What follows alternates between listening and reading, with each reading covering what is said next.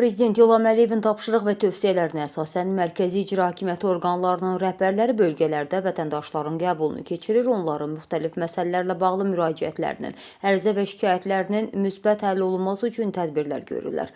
Tərtib edilən qəbul cədvəlinə müvafiq olaraq Azərbaycan Dövlət Su Ehtiyatları Agentliyinin sədri Zaur Mikayılov iyunun 19-da Zaqatala Su Meliorasiya Sistemləri İstismar İdarəsinin inzibati binasında Zaqatala, Balakən və digər rayonlardan olan vətəndaşları qəbul edib. Onların müraciətlərini dinləyib, ərizə və şikayətlərinə baxıb.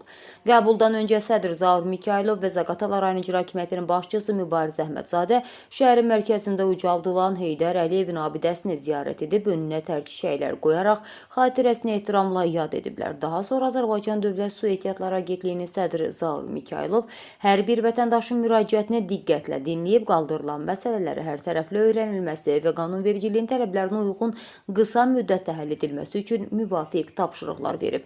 Müraciətlər əsasən su varma suyuna olan tələbatın ödənilməsi, kanalların beton üzlüyünə alınması, sel və daşqınlara qarşı mübarizə tədbirləri, içməli su təchizatı və kanalizasiya sistemlərinin yenidən qurulması, subarteziyan quyularının təmiri bərpası, işə qəbul və digər məsələlərlə bağlı olub.